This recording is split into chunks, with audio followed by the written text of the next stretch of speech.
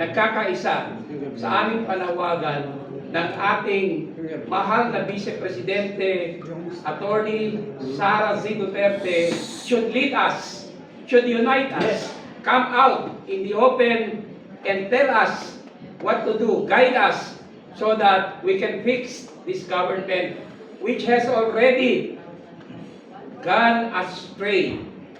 Kami po sa Save Sara Movement ay labis na ang aming puot dahil sa ginawa ng House of Representatives na pag-file ng isang bogus articles of impeachment laban sa ating Vice Presidente na naniniwala kami ay biktima ng harassment at political machinations dahil takot sila na siya ay magiging presidente at makukulong sila. Now, I would like to call the attention of the Senate. Itong grupo ni Senator Gatchalian. There is a possible violation of Article 177 of the Revised Penal Code. Dahil ang kanyang pag-angkin sa posisyon first as Senate President Pro Tempore violates Article 177 of the Revised Penal Code. Bakit? Because that position belongs to Senator Loren Legarda, the Senate President Pro Tempore. Therefore, he is in violation of the provision because he is claiming an authority that does not belong to him. He is usurping that authority of Senator Loren Legarda. On second point, he is in violation of Article 177 of the Revised Penal Code for exercising the functions of Senate President Alan Peter Cayetano, the Senate President.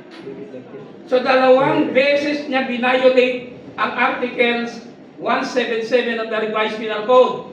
Inangkin niyang posisyon ni Senator Legarda at ginagampanan niya ang functions ni Senate President Alan Peter Cayetano. Another, there may be disorderly conduct on his part. Why? Because he knows that he is in violation of the law and yet he persists in his violation. Continuous. Yun po ang aking point dyan. That's why, as a citizen, we might file the necessary charges against Senator for this. Wala akong pakialam kay Senator Erwin Tulfo. He is a nobody. Bago lang siya. No?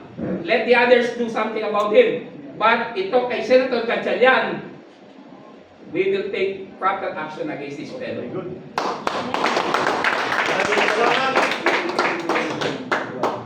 Okay, VP pala, para malinaw. Yes. Yung she lead the country and redeem our people. I would like to involve the Save Sara Movement NCR and Save Sara Movement Cebu and Save Sara Movement Bohol, together with Attorney Salvador Diputado, Attorney Manuelito Luna, and the rest. We are calling on our Honorable Vice President Sara C. Duterte to lead us, to instruct us, to guide us, to come out in the open And join the people. and fix our country. Masyado na po, Madam Vice President, sinisira ng gobyernong ito ang ating pamahalaan. Very good. Maraming salamat, Atty. Manny Luna. Malinaw ang panawagan at ito po'y tuloy-tuloy na at ito na ang aming sangguniang obligasyon.